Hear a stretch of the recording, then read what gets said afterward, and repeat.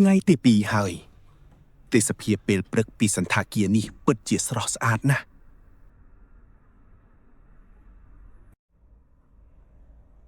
ពាក់រាប់ជើងមកដល់វៀតណាមអីគេAll Star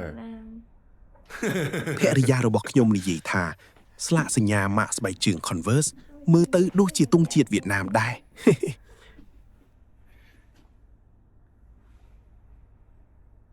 นี่โอเคអត់ឈឺ ឬសួរបងប្អូនទាំងអស់គ្នាថ្ងៃនេះញ៉ាំអាហារនៅក្នុងវៀតណាម តើលឿនហើយអូ ឥឡូវនេះពួកយើងឃ្លានហើយដូច្នេះទៅញ៉ាំអាហារពេលព្រឹកនៅសន្តាគារសិនអាហារពេលព្រឹករបស់សន្តាគារនេះគឺធ្វើឲ្យពួកយើងពេញចិត្តខ្លាំងណាស់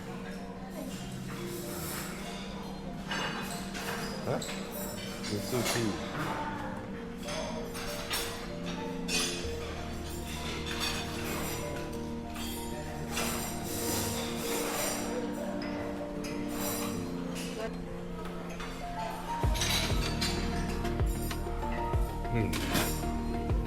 bên vào bó bên lấy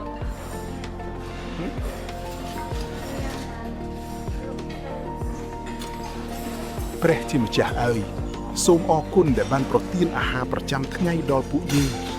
សូមឲ្យពួកយើងចេះដឹងគុណចំពោះព្រះគុណនិងសេចក្តីស្រឡាញ់របស់ព្រះជានិច្ច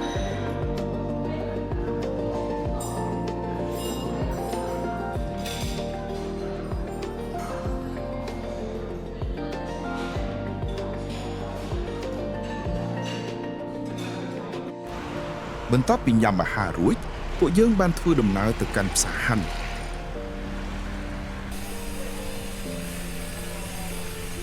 ជប៉ុន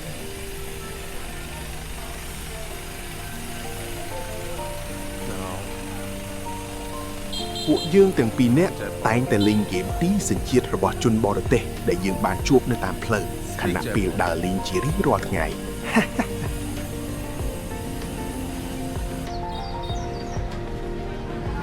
ទីនេះគឺជាកន្លែងដែលភ្ញៀវទេសចរជាច្រើនមកទិញសម្លៀកបំពាក់វត្ថុអនុស្សាវរីយ៍និងទំនិញជាច្រើនប្រភេទ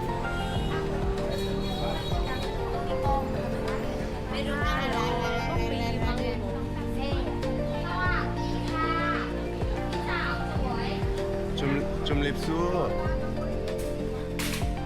អ្វីដែលគួរឲ្យចាប់អារម្មណ៍នោះគឺអ្នកលក់ជាច្រើននៅទីនេះបាននិយាយភាសាថៃមកកាន់ភរិយារបស់ខ្ញុំវាធ្វើឲ្យខ្ញុំនឹកឃើញដល់ពេលដែលប្រជាជនកម្ពុជាមួយចំនួននិយាយភាសាចិនមកកាន់ខ្ញុំ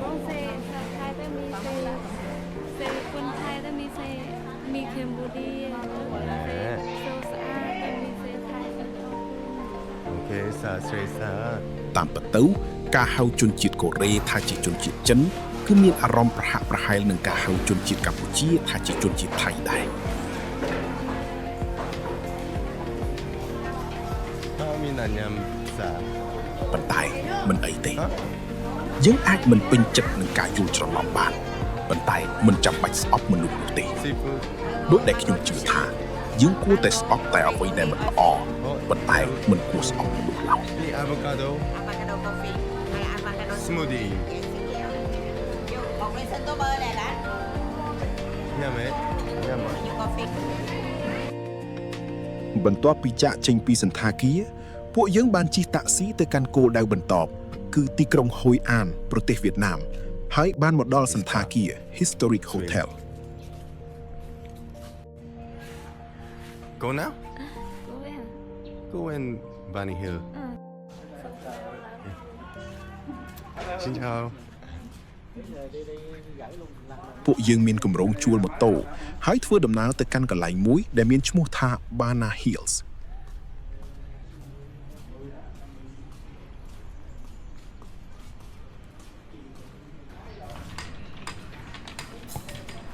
And I think.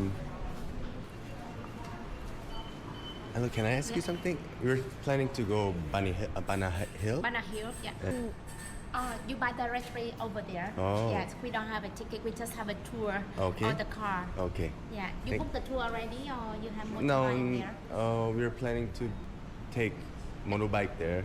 Yes. All right. You go to there and you buy directly there. Okay. Very easy to buy the ticket. Okay. Yeah. Is it more cheaper in booking online first or? So I think in the same price. Oh, okay. Yeah. Nearly the 1 million depend on the ticket have include the Oh, lunch buffet yeah, yeah, or yeah. not the lunch buffet different a little bit. Yeah. Thank you. Thank you.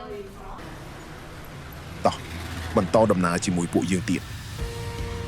ខ្ញុំជឿថាអ្នកទាំងអស់គ្នាធ្លាប់បានឃើញវានៅក្នុងវីដេអូឬរូបថតម្ដងហើយស្ពានមួយដែលស្ថិតនៅលើភ្នំហើយមានដៃថ្មដ៏ធំលើកទ្រស្ពាននោះឡើងអ្នកភាគច្រើនប្រហែលជាធ្លាប់ឃើញរូបភាពដ៏ល្បីនេះម្ដងរួចមកហើយមែនទេហើយឥឡូវនេះពួកយើងកំពុងធ្វើដំណើរទៅកាន់ទីនោះហើយ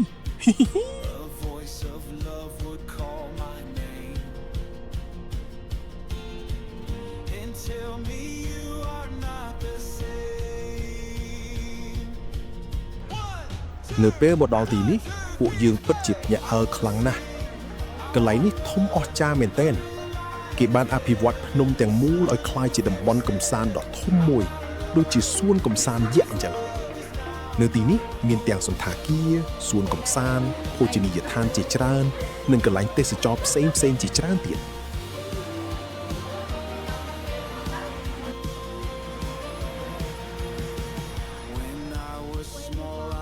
Korea and Cambodia. Bana Hills គឺជាកន្លែងទេសចរណ៍ដ៏ល្បីមួយដែលអ្នកទេសចរភាគច្រើនតែងតែទៅលេងនៅពេលមកកាន់ទីក្រុងដាណាំងដើម្បីឡើងទៅលើភ្នំយើងត្រូវជិះខ្សែកាបយង Cable Car ដូច្នេះពេលនេះពួកយើងកំពុងធ្វើដំណើរទៅកាន់ស្ថានីយ៍ខ្សែកាបយង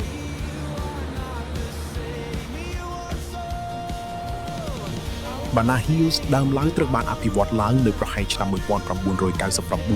ក្នុងសម័យអាណានិគមបារាំង នៅពេលនោះជនជាតិបារាំងបានបង្កើតតំបន់សម្រាកលំហែកាយនៅលើភ្នំដើម្បីគេចពីអាកាសធាតុក្តៅនៅទីក្រុងដាណាំង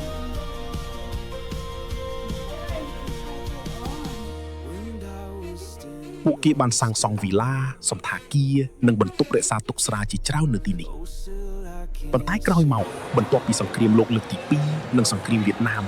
កន្លែងភាគច្រើនបានក្លាយជាសំណង់បាក់បែកនិងត្រូវបានទុកចោលអស់រយៈពេលជាច្រើនឆ្នាំ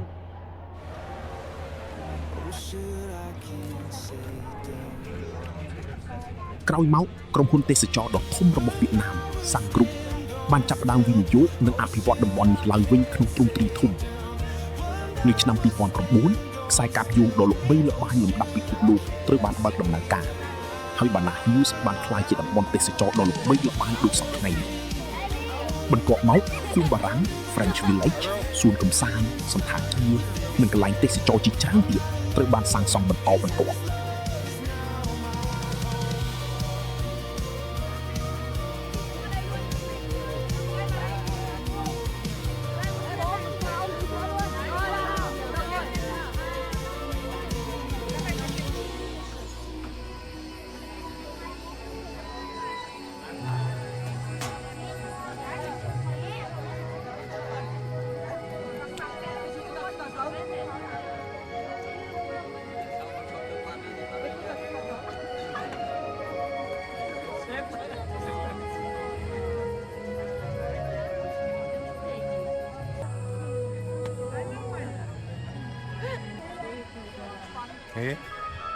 ដូច្នេះហើយពួកយើងបានឃើញ Golden Bridge ដែលជាកន្លែងល្បីបំផុតនៅ Bana Hills តើអ្នកទាំងអស់គ្នាគិតយ៉ាងណាដែរតើវាស្រស់ស្អាតដូចដែលអ្នកបានស្រមៃទុកដែរឬទេបន្ទាប់មកពួកយើងបានដើរកម្សាន្តតាមផ្លូវផ្កាដែលត្រូវបានរៀបចំយ៉ាងស្រស់ស្អាតនិងបានចូលទស្សនាប្រាសាទនៅក្នុងតំបន់នេះផងដែរប្រហែលជាព្រោះវាស្ថិតនៅលើកំពូលភ្នំអាកាសធាតុនៅទីនេះពិតជាល្អនិងត្រជាក់ស្រួលខ្លួនណាស់ ខណៈដែលពួកយើងកំពុងរីករាយជាមួយទេសភាពដ៏ស្រស់ស្អាតមានមនុស្សម្នាក់កំពុងដេកលង់លក់យ៉ាងស្រួលនៅលើកៅអីអង្គុយពិតជាមានអារម្មណ៍រ៉ូមែនទិកមែនទែន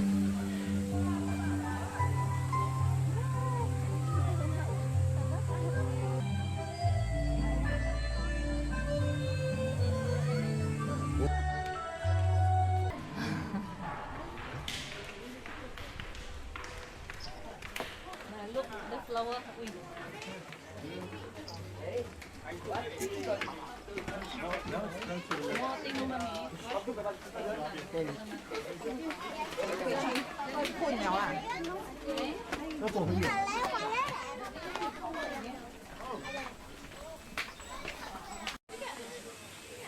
នៅខាងក្រោយភ្នំយើងអាចមើលឃើញប្រាសាទបែបអឺរ៉ុបដ៏ធំមួយ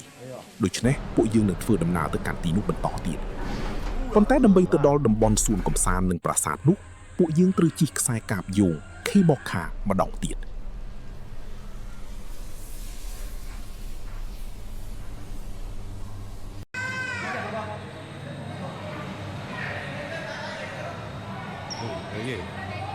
Hôi hôi. បន្ទាប់ពីចុះមកដល់តំបន់សួនកំសាន្តពួកយើងបានប្រទះឃើញរូងភ្នំមួយដែលមានផ្សែងហុយចេញមកជាបន្តបន្ទាប់ទស្សនភាពដ៏អាតកំបាំងនេះបានតាក់ទាញចំណាប់អារម្មណ៍របស់ពួកយើងយ៉ាងខ្លាំងដូច្នេះពួកយើងបានសម្រេចចិត្តទិញសំបុត្រចូលក្នុងតម្លៃប្រហែល$7ដើម្បីចូលទៅទស្សនាមុនពេលចូលគេបានរៀបចំឲ្យភ្ញៀវបដូរទៅពាក់ស្បែកជើងកវែងព្រោះខាងក្នុងមានកន្លែងខ្លះអាចសើមឬមានប៉ុន្តែខ្ញុំពាក់ស្បែកជើងស្លីបរួចហើយដូច្នេះខ្ញុំនឹងពាក់ស្បែកជើងរបស់ខ្ញុំចូលទៅតែម្ដងឥឡូវនេះសូមមកចូលទៅក្នុងពិភពអាតកំបាំងនិងសុបិនដ៏អស្ចារ្យនៃរូបភ្នំនេះជាមួយពួកយើងទាំងអស់គ្នា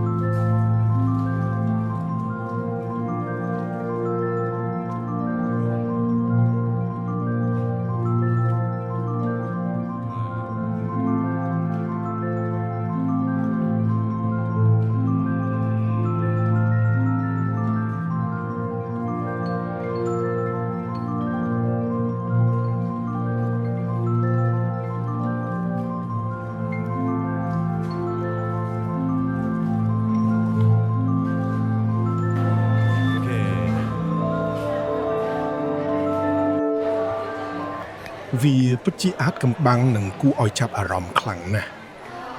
ដោយសារបរិយាកាសដ៏ស្រមើស្រមៃនិងតាក់ទាញនេះពួកយើងបានសម្រេចចិត្តចូលទៅក្នុងរូងភ្នំទោះបីជារយៈពេលខ្លីក៏ដោយប៉ុន្តែវាជាបទពិសោធន៍ដ៏ល្អមួយសម្រាប់ពួកយើងឥឡូវនេះពួកយើងនឹងចេញទៅខាងក្រៅវិញហើយដោយសារតែឃ្លានខ្លាំងពួកយើងសម្រេចចិត្តទៅរកអាហារញ៉ាំជាមុនសិនដោយសារតែដើរនិងធ្វើសកម្មភាពច្រើនពេកថ្ងៃនេះមើលទៅព្រះនាងរបស់ខ្ញុំមិនសូវស្រួលខ្លួនប៉ុន្មានទេបរិយាកាសនៅក្នុងសួនកំសាន្តនេះពិតជាល្អនិងស្រស់ស្អាតណាស់ប៉ុន្តែដោយសារខ្ញុំធ្លាប់ទៅប្រទេសកូរ៉េនិងបានទស្សនាសួនកំសាន្តធំៗជាច្រើនរួចមកហើយ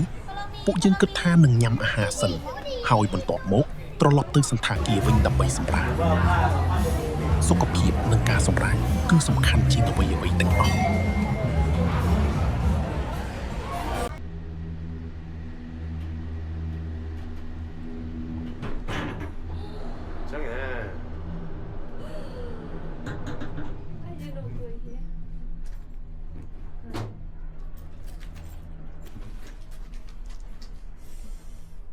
Me and Jet and Ken go where and you want? ធ្វើដំណើរទៅញ៉ាំ បន្ទាប់ពីបានសម្រាកគ្រប់គ្រាន់ហើយព ពួកយើងក៏រៀបចំខ្លួនម្ដងទៀតហើយចេញទៅដើរលេងមើលទេសភាពពេលរាត្រីនៅទីក្រុងហុយអានប្រទេសវៀតណាមទីតាំងសន្តាគាររបស់ពួកយើងគឺងាយស្រួលណាស់ព្រោះកន្លែងទេសចរសំខាន់ភាគច្រើនអាចដើរទៅដល់បានតាមពិតទៅពួកយើងកម្ររៀបចំផែនការលម្អិតមុនចេញដំណើរណាដូច្នេះហើយរាល់ពេលធ្វើដំណើរពួកយើងតែងតែពិភាក្សាគ្នាថាគួរដើរតាមផ្លូវណាឬទៅកន្លែងណាបន្ទាប់នៅពេលនោះតែម្ដងព្រោះផែនការជាច្រើនតែងតែប្រែប្រួលឬមិនបានដូចដែលយើងគិតទុកប៉ុន្តែការផ្សងព្រេងដោយគ្មានផែនការសម្រាប់ពួកយើងគឺដូចជាការទុកចិត្តលើព្រះជាម្ចាស់ហើយទទួលយកអ្វីៗដែលព្រះអនុញ្ញាតឲ្យកើតឡើងនៅតាមផ្លូវនិយាយឲ្យសាមញ្ញទៅវាហាក់ដូចជារបៀបធ្វើដំណើរដែលស័ក្តិសមនឹងពួកយើងជាងគេ Stay here and Hoi An.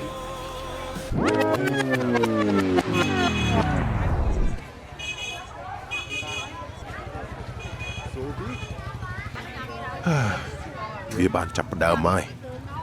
ប្រសិនបើអ្នកបន្តមើលវីដេអូនេះអ្នកនឹងដឹងថាខ្ញុំកំពុងនិយាយអំពីអ្វី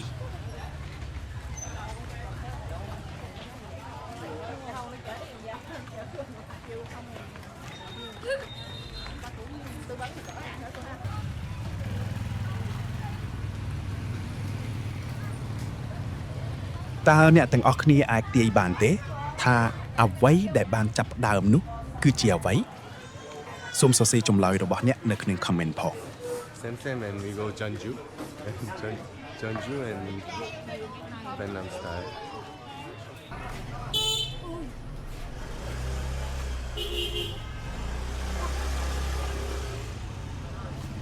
Yeah.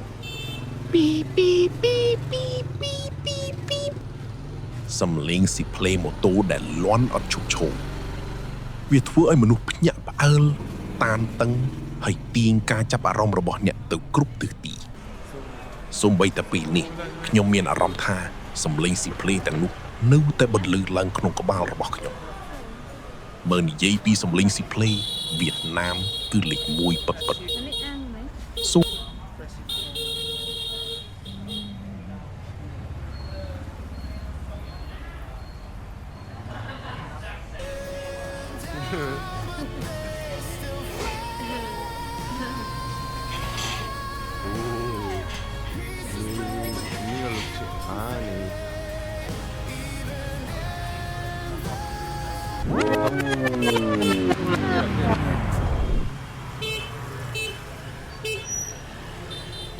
សំជួយម៉ាយ៉ា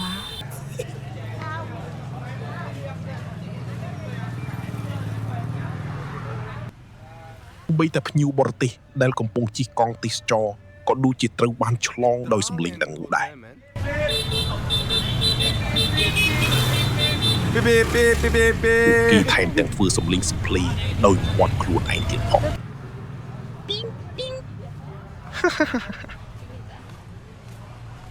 So beep.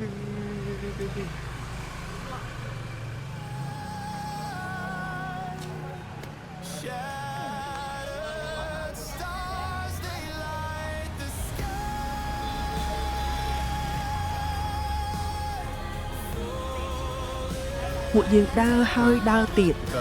ស្រាប់តែឃើញដើមផ្កាមួយប្រភេទដែលមាននៅផ្ទះរបស់ពួកយើងផងដែរវាពិតជាស្រស់ស្អាតខ្លាំងណាស់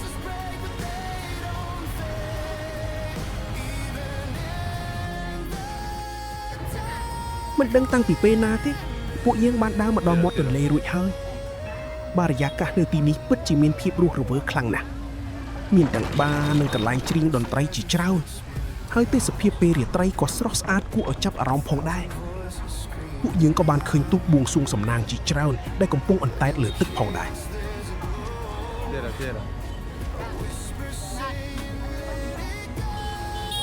ឥឡូវនេះពួកយើងនឹងព្យាយាមបំភ្លេចរឿងម៉ូតូចេញពីក្បាលសិន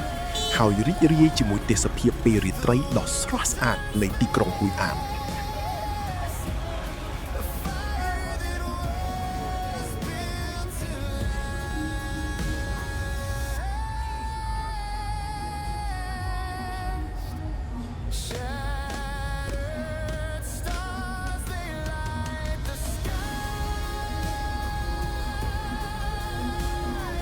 Falling ទីនេះគឺជាផ្សាររាត្រីរបស់ទីក្រុងហ៊ុយអានចង្គៀងគោមជាច្រើនដែលត្រូវបានដាក់តាំងបង្ហាញនៅទីនេះពិតជាស្រស់ស្អាតខ្លាំងណាស់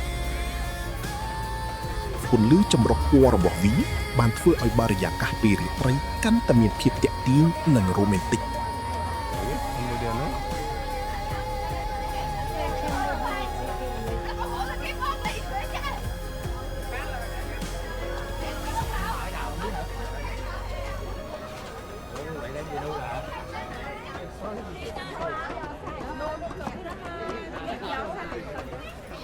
បន្ទាប់មកពួកយើងបានបន្តដើរលេងនិងស្វែងយល់ផ្សាររាត្រីនៅទីក្រុងហ៊ុយអាន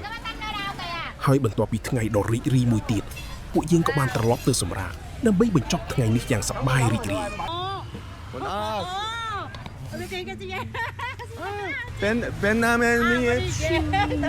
សួស្តីសូមស្វាគមន៍មកកាន់ Love Journey ជាដំបូង 영상 공유하기도 잊지 마세요. 유튜브 구독과 팔로우까지 쏨ជួយចុច Subscribe YouTube និង Follow គាំទ្ររបស់លោកអ្នក